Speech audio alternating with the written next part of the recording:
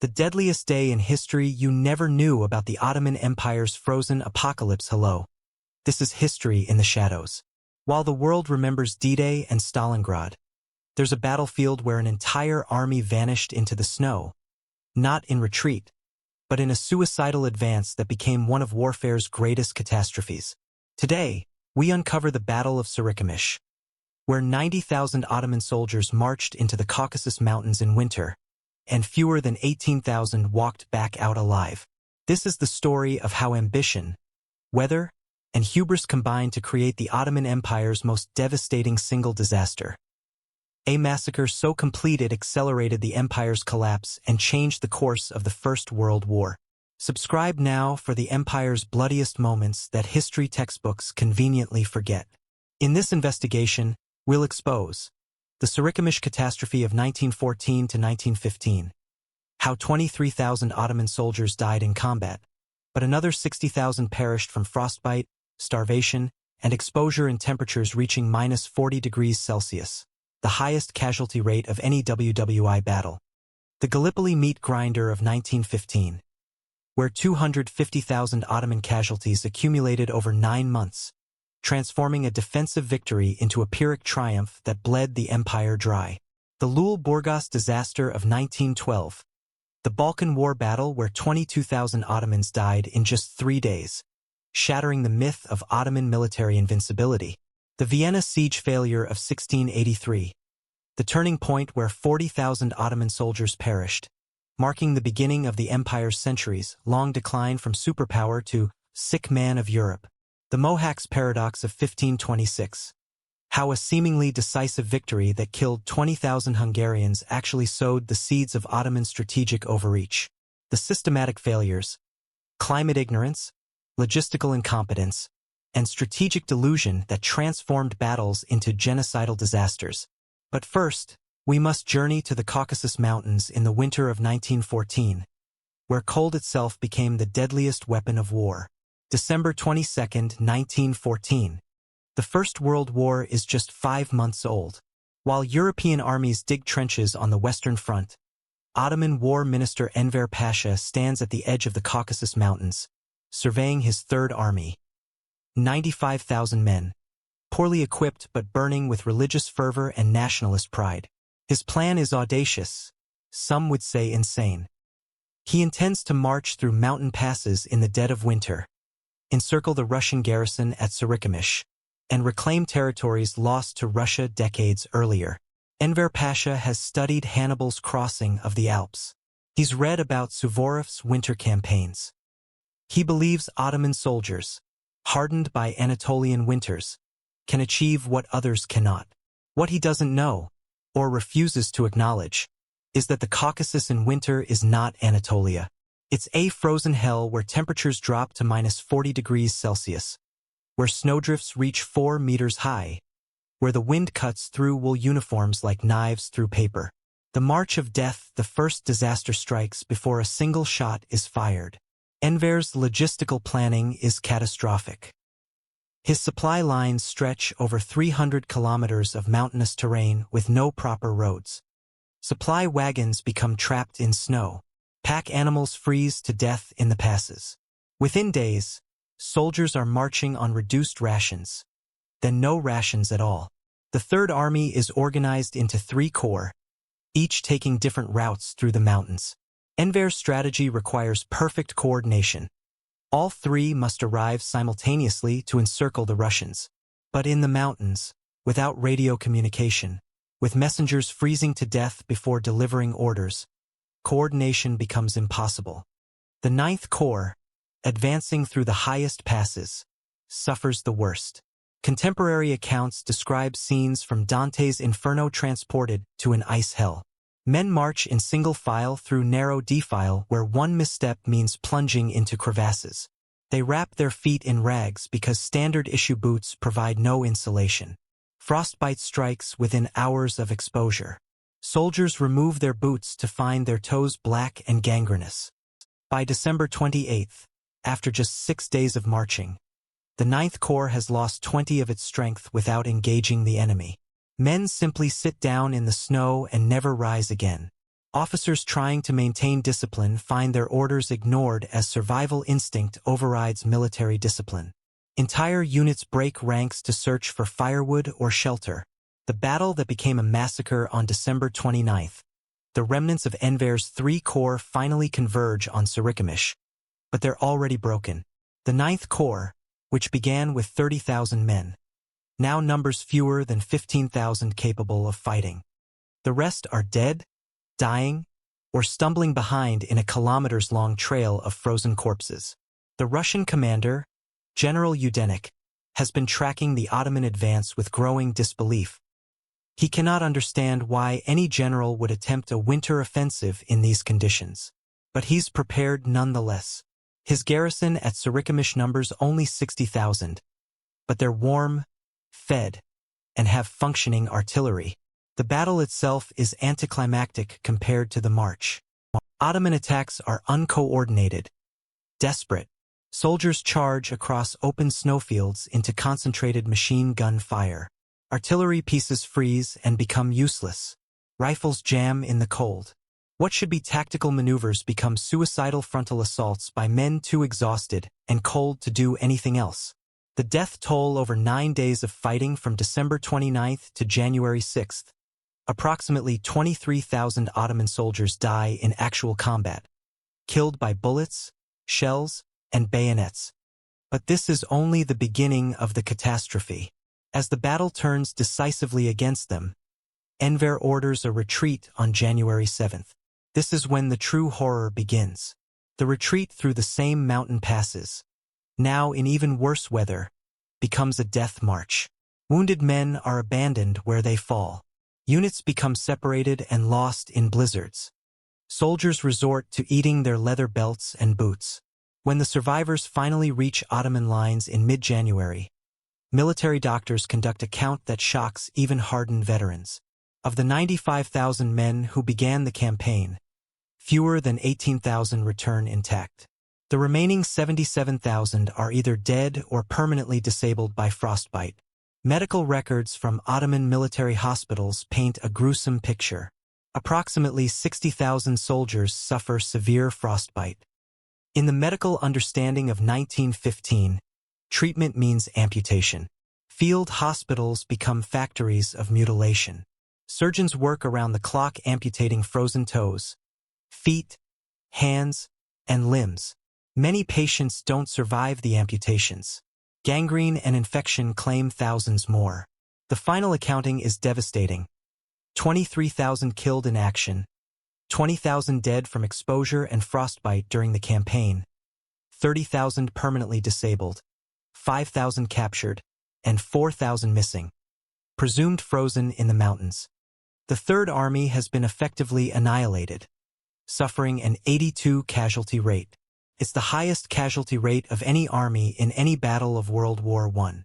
The strategic consequences. Enver Pasha survives and returns to Constantinople, where he blames everyone but himself. The weather, subordinate commanders, even Armenian civilians who he accuses, without evidence, of sabotaging supply lines. This paranoid scapegoating will have genocidal consequences within months, as the Ottoman government uses Sarikamish as justification for the Armenian genocide. Militarily, the disaster opens the Caucasus front to Russian advances. By February 1915, Russian forces occupy significant Ottoman territory. The loss of 90,000 experienced soldiers creates a manpower crisis that forces the empire to conscript younger and older men, weakening both the army and the economy. Most critically, Sarikamish demonstrates that the Ottoman military leadership is fundamentally incompetent. Enver's disastrous adventure reveals a high command that prioritizes ideological fantasy over military reality, that plans campaigns without proper logistics, that sacrifices soldiers' lives for personal glory. Just 4 months after Sarikamish, in April 1915, Allied forces land on the Gallipoli Peninsula in an attempt to knock the Ottoman Empire out of the war. The subsequent 9-month campaign becomes the empire's most famous military success, but at a cost that nearly equals the disaster at Sarikamish. The numbers tell a story of mutual slaughter. Over 250,000 Ottoman casualties accumulate, 57,000 killed, 100,000 wounded, and approximately 100,000 incapacitated by disease, primarily dysentery, typhus, and cholera. The Allied forces suffer similarly, 252,000 casualties, including 44,000 dead. But here's the critical difference that history often misses. The Allies were attacking far from home, could afford to withdraw, and their economies could absorb the losses. The Ottomans were defending their capital's doorstep and could not afford to lose. Every Ottoman casualty at Gallipoli was irreplaceable. The nature of Gallipoli's horror, unlike Sarikamish, where cold was the killer. At Gallipoli, the enemies were bullets, disease, and time. The peninsula's terrain, steep cliffs, narrow beaches, exposed ridges, created a battlefield where defense had overwhelming advantages. Ottoman soldiers occupied high ground. Attackers had to charge uphill into machine gun fire. The initial landings on April 25, 1915, see some of the campaign's highest single-day casualties. At V Beach, Ottoman machine gunners slaughter British troops as they wade ashore from the SS River Clyde. The water turns red. Bodies pile up on the beach. Ottoman casualties are also severe. Allied naval gunfire pounds defensive positions, burying entire units in collapsed trenches. Colonel Mustafa Kemal, commanding the 19th Division, becomes the campaign's Ottoman hero. His famous order, "I am not ordering you to attack, I am ordering you to die," captures the desperate nature of the defense. And die they do. Kemal's division suffers 10,000 casualties in the first 2 weeks, holding Chunik bare, the peninsula's critical high ground. The war of attrition as the campaign settles into stalemate. It becomes a war of attrition that the Ottomans are losing demographically. The empire's population is approximately 23 million. Britain and France combined exceed 100 million, with access to colonial troops. Every Ottoman soldier killed or wounded at Gallipoli represents a percentage of national manpower that the empire cannot replace. Disease becomes the greater killer by summer. Dysentery sweeps through trenches on both sides. Ottoman medical services, already stretched thin by multiple fronts, collapse under the burden. Field hospitals lack basic medicines. Wounded men lie in trenches for days before evacuation. Infection kills more than gunfire. The August Offensive, Britain's last major attempt to break through, sees brutal fighting at Lone Pine and the Ness. Over 4 days, 5,000 Ottoman soldiers die in savage trench fighting. Hand-to-hand combat with bayonets, knives, and entrenching tools turns trenches into abattoirs.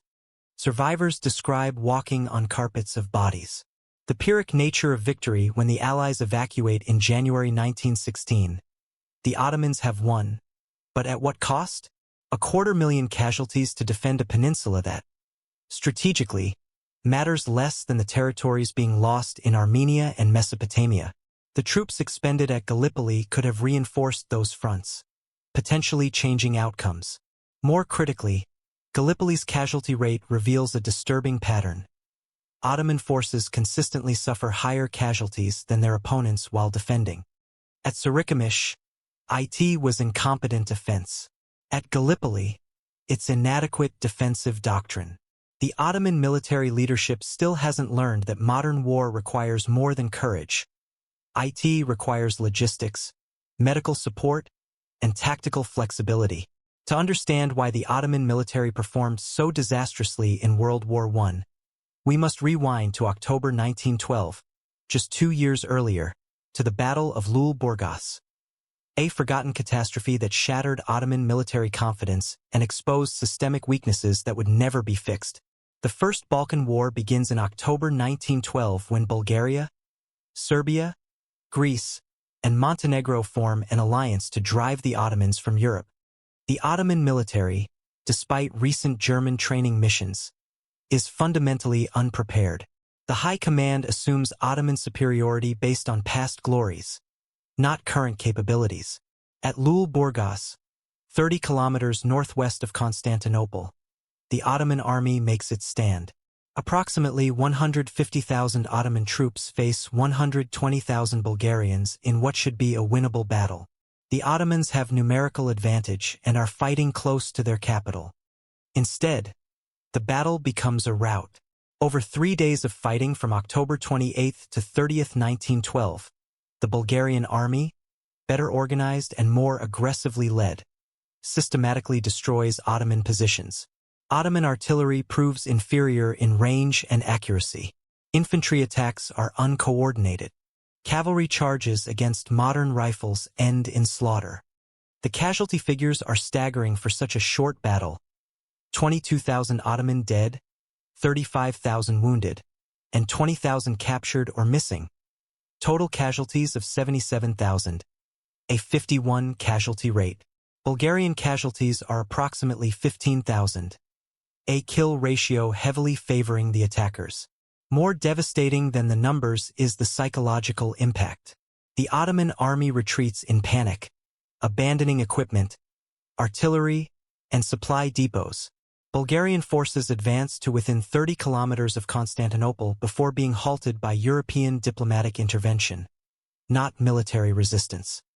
The lesson of Lule-Burgas should have been clear. The Ottoman military required fundamental reform, better training, modern equipment, professional officer corps, and realistic strategic planning. Instead, the young Turks who seize power blame incompetent commanders and disloyal minorities. They purge experienced officers and promote ideological loyalists like Enver Pasha, setting the stage for Sarikamish. But to truly understand the Ottoman Empire's fall, we must travel further back, to September 12, 1683, to the walls of Vienna where the empire's centuries-long decline begins with a single catastrophic defeat. The Siege of Vienna represents the Ottoman Empire at its zenith of territorial expansion. Grand Vizier Kara Mustafa leads approximately 140,000 troops, Ottoman regulars, Janissaries, Crimean Tatars, and vassal forces, in an attempt to capture Europe's eastern gateway. Success would open Central Europe to Ottoman conquest. Failure. Well, the Ottomans don't plan for failure. The siege begins in July 1683. For 2 months, Ottoman forces bombard Vienna's walls and dig tunnels to undermine fortifications. The city's 15,000 defenders, under Count Starhemberg, hold out desperately, waiting for relief that may never come. On September 12th, relief arrives. A combined Austrian-Polish force of 70,000 led by Polish King Jan Sobieski. What follows is one of history's most decisive battles. Sobieski's winged hussars charge down the Kahlenberg Heights into the Ottoman camp in what becomes the largest cavalry charge in history. 18,000 horsemen descending like an avalanche. The Ottoman army, caught between the garrison's sally and Sobieski's charge, breaks completely. The retreat becomes a massacre. European cavalry pursue fleeing Ottomans for days, cutting down stragglers. When the killing finally stops, Ottoman casualties exceed 40,000 dead. Nearly 30 of the invading force. Thousands more are captured. The Grand Vizier himself barely escapes, abandoning the royal standard and the Sultan's treasury. The strategic consequences ripple across centuries. Vienna marks the high-water mark of Ottoman expansion. Afterward, it's nothing but retreat. Slow at first, then accelerating. The Habsburgs, previously on the defensive, begin the Great Turkish War that will reclaim Hungary. Russia begins its push to the Black Sea. The Ottomans transition from conqueror to conquered. But perhaps more damaging is the psychological impact. The Ottoman military system, built on conquest, sustained by plunder, motivated by expansion, begins to atrophy when expansion stops. Without new territories to distribute as timars, land grants, the Sipahi cavalry system declines. Without plunder, the treasury empties. Without victories, the aura of invincibility that kept vassal states loyal disappears. By 1700, the empire is already being called the sick man of Europe, a label that will haunt it for 2 centuries until its final dissolution in 1922. Yet the story isn't simple decline from a single defeat. To understand the complexity, we must examine the Battle of Mohacs in 1526, a seemingly decisive Ottoman victory that actually contains the seeds of future disaster. On August 29, 1526, Sultan Suleiman the Magnificent leads 50,000 troops against a Hungarian army of 25,000 near the town of Mohacs. The Hungarian king, Louis II, makes the fatal mistake of offering battle on open ground against an army with superior artillery and disciplined janissaries. The battle lasts less than 2 hours. Ottoman canon châté Hungarian formation. Janissaries advance steadily, their firearms devastating Hungarian cavalry. The Hungarian army breaks and flees. King Louis II drowns in a swamp while retreating. Hungarian casualties exceed 20,000, including most of the kingdom's nobility. The Kingdom of Hungary effectively ceases to exist as an independent power. It seems like a triumph, and in the short term, it is.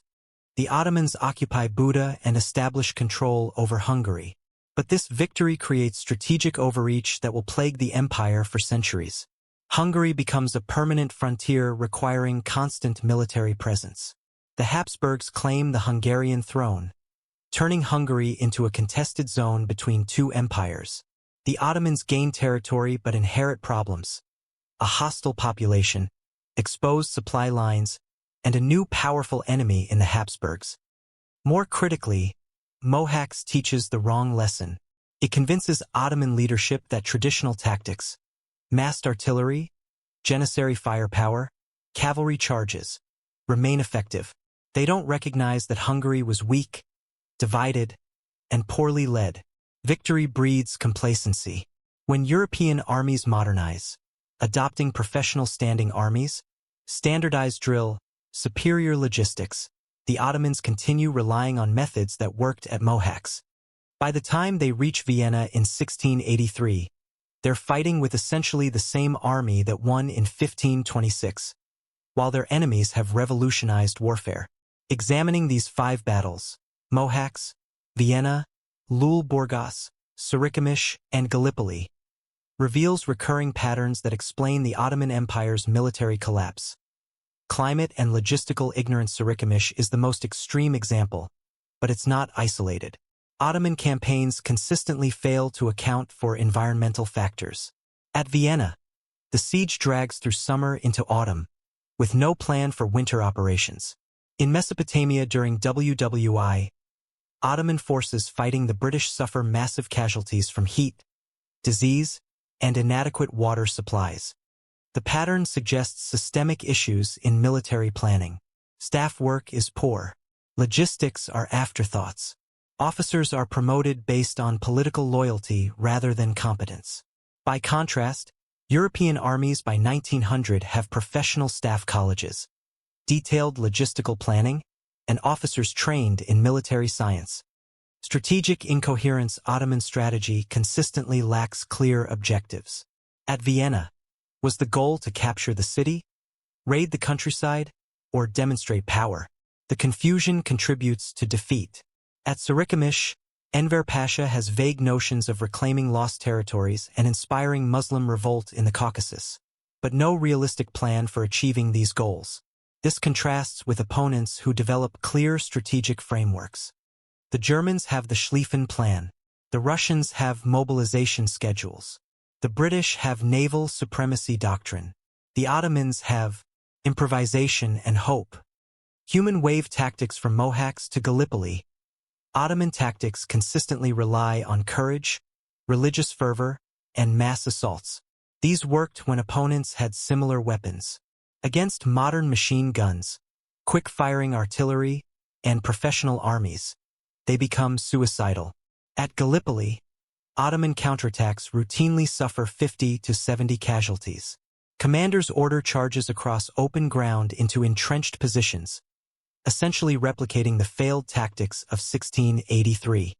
The Ottoman military never develops the tactical sophistication seen in German stormtroop tactics or British creeping barrages. Failure to learn. Most damning is the inability to learn from defeats. After Vienna, the Ottomans should have modernized. After Lule-Burgas, they should have reformed.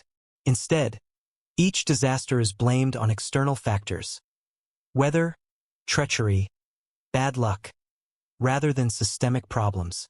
The contrast with Japan is instructive. After opening to the West in 1868, Japan systematically studies European military methods, sends officers to German staff colleges, and within 40 years defeats Russia in 1905. The Ottomans, despite multiple German military missions, never achieve similar transformation because political leaders fear modernization threatens their power. The ultimate irony is that the Ottoman Empire possessed resources for recovery. Its population was large and diverse. Its territories were rich in resources. Its strategic position straddling Europe and Asia was inherently valuable. What it lacked was adaptable leadership. The Young Turks who took power in 1908 promised modernization but delivered nationalist extremism. Enver Pasha dreamed of pan-Turanic empire stretching to Central Asia instead of focusing on defending what remained. The result was Sarikamish, Gallipoli, and ultimately the Armenian genocide. A desperate attempt to find scapegoats for military failures. By 1918, when the Ottoman Empire surrenders, it's lost not just territories but an entire generation. Estimated total Ottoman casualties in WWI exceeds 700,000 dead, from a population of 23 million, roughly 3 of the entire population. Add in the Armenian genocide's 1.5 million victims and the civilian deaths from famine and disease, and the empire has lost perhaps 20 of its population in 4 years.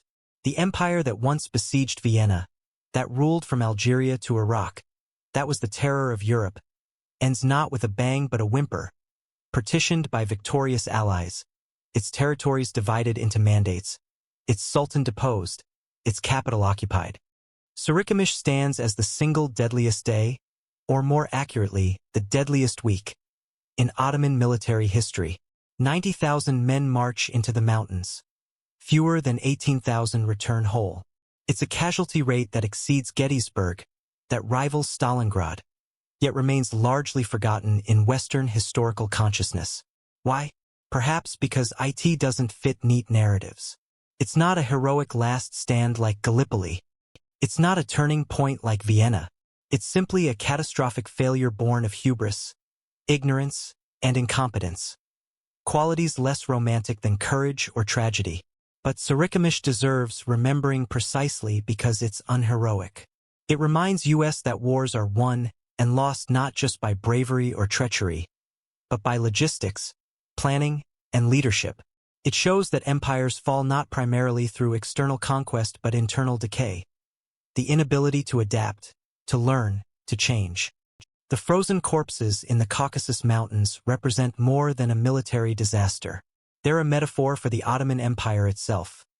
An institution that marched boldly into the modern world unprepared for its demands, that relied on past glories instead of present realities, that sacrificed its people for the vanity of incompetent leaders. If this untold story of frozen ambition and imperial collapse shocked you, share it with others who crave history's uncomfortable truths. These aren't the sanitized tales of textbooks. These are the raw, brutal realities that shaped our modern world. Subscribe to History in the Shadows for more deep investigations into the battles, massacres, and turning points that mainstream history ignores or sanitizes. We don't deal in comfortable myths. We excavate the difficult truths buried in declassified archives, forgotten memoirs, and suppressed documents. Next time, we'll explore another empire's catastrophic moment. A battle so devastating it changed the course of civilizations, yet remains overshadowed by more famous conflicts. Until then, remember, the past isn't dead. It's not even past. It lives in the patterns we repeat, the lessons we ignore, and the warnings we refuse to heed. The Ottomans believed their empire would last forever. They trusted in courage over competence, faith over planning, tradition over adaptation. In the end, 90,000 men froze to death in pursuit of a fantasy, and an empire that had stood for 600 years collapsed within a generation. What empires today are making the same mistakes?